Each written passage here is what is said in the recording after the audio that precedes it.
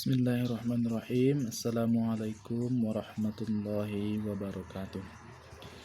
Alhamdulillahirabbil alamin. Assalatu wassalamu ala asyrafil anbiya'i wal mursalin wa ala alihi wa ashabihi rasulillahi ajma'in. Rabbi sahli sadri wa yassirli amri wahlul 'uqdatam min lisani yafqahu qawli. Puja dan syukur kita ucapkan kepada Allah Subhanahu wa taala serta salawat dan salam semoga tercurah kepada Nabi Muhammad sallallahu alaihi wasallam. Baiklah teman-teman dan Bapak dosen pengampu mata kuliah Islam dan Budaya Minangkabau yang saya hormati. Saya Nobra Gunawan, NIM 1913010190 dari kelompok 8, ingin mempresentasikan materi tentang Islam, adat dan modernitas dalam budaya Minangkabau. Yang khusus materi tentang pembahasan saya itu tentang efek Islam terhadap adat di Minangkabau. Yang pertama, pra-Islam di Minangkabau. Secara historis, sebelum masuknya berbagai agama ke dalam Minangkabau, masyarakat di samping memiliki kepercayaan dinamisme dan animisme, yaitu kepercayaan kepada ruh-ruh makhluk halus serta memberikannya sesajian dengan membacakan mantra-mantra. Kemudian suku Melayu Minangkabau menganut kepercayaan asas dinamisme dan animisme,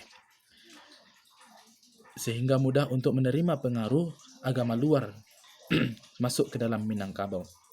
Dan sekitar abad kelima, agama Hindu Brahmana diperkirakan masuk ke Minangkabau, lalu disusul Buddha Hinayana pada abad ke-7 dan Buddha Mahayana sekitar abad 7 sampai dengan 10.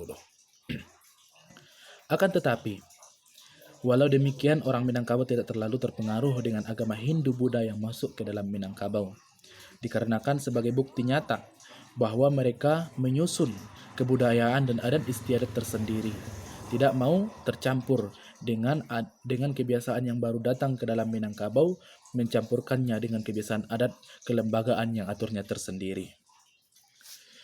Kemudian susunan adatnya serta pemerintahannya berdasarkan kepada dua, yaitu Koto Piliang dan Bodi Caniago.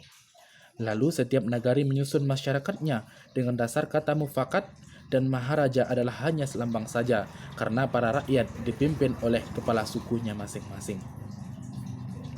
Yang dijelaskan oleh J.L. Buddhisme pada tahun 1974 bahwa Hindu Buddha kurang berpengaruh disebabkan yang pertama karena agama tersebut datang karena misi kerajaan Sriwijaya dan Majapahit yang bertujuan untuk menaklukkan wilayah Minangkabau.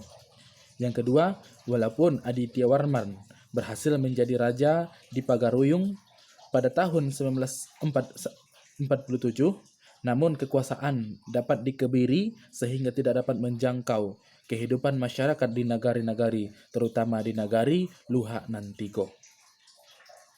Yang ketiga, misinya dalam politik dan militer lebih menonjol sehingga perhatiannya terhadap agama kurang. Yang keempat, pengaruh adat dalam masyarakat Minangkabau jauh lebih kuat dan benar-benar berakar kuat sehingga tidak mudah untuk dipengaruhi oleh agama yang masuk. Dan yang kelima, susunan masyarakat berdasarkan kasta tidak berkenan di hati masyarakat Minangkabau karena bertentangan dengan kehidupan demokratis yang sudah mendarah daging dalam kehidupan nenek moyang Minangkabau. Oleh karena itu, sebagai kesimpulannya, dalam pra-Islam di Minangkabau, kehidupan masyarakat Minangkabau tidak begitu terpengaruh dengan kebudayaan Hindu Buddha yang masuk ke daerah Minangkabau. Seterusnya, masa sesudah masuk Islam di Minangkabau. Adapun Sumatera Barat atau Minangkabau yang kita kenal, menurut suatu pendapat telah diislamkan oleh pedagang-pedagang Muslim yang berlayar dari Malaka menelusuri Sungai Kampar dan Indragiri pada abad ke-15 dan 16 Masehi. Penyebaran Islam dilakukan dengan dua cara, yaitu ekspansi teritorial dan jalan perdagangan oleh saudagar yang sekaligus menjadi juru dakwah penyebaran Islam di tanah Minangkabau. Masuknya agama Islam ke bumi Minangkabau tidaklah secara serius mengancam akar-akar dasar masyarakat Minangkabau. Unsur-unsur yang dibawanya tidaklah berarti kehilangan kultural, melainkan malah menambahkan kekayaan kultural. Usaha asimilasi tersebut antara doktrin agama ke dalam adat Minangkabau sebagai perilaku ideal menjadi fokus perhatian.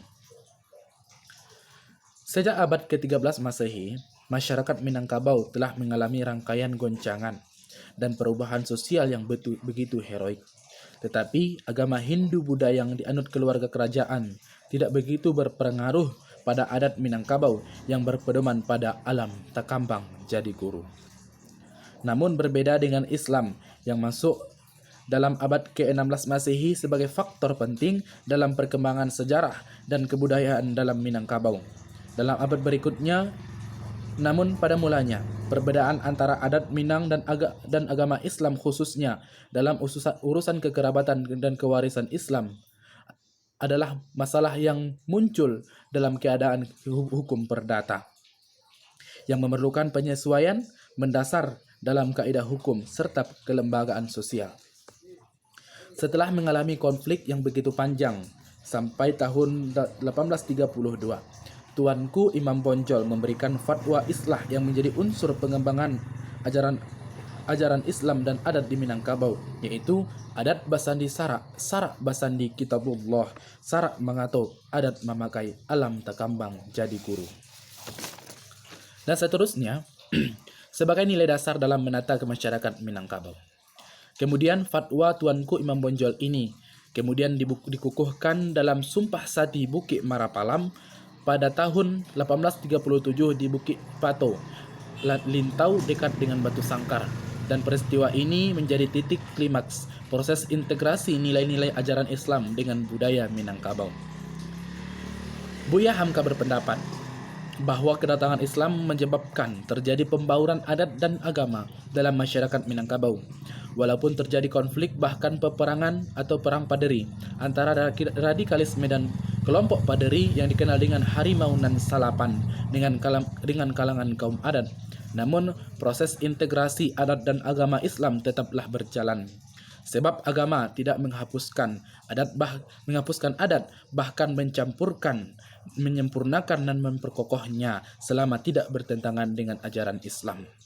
Oleh karena itu, sebagai kesimpulannya, efek Islam terhadap agama dalam Minangkabau sungguh mendatangkan kemaslahatan karena keberadaan Islam di alam Minangkabau sangat berkontribusi dan berpengaruh serta mendatangkan efek yang sangat besar terhadap kehidupan dan tatanan adat dalam sosial Minangkabau selama tidak bertentangan dengan prinsip hukum Islam.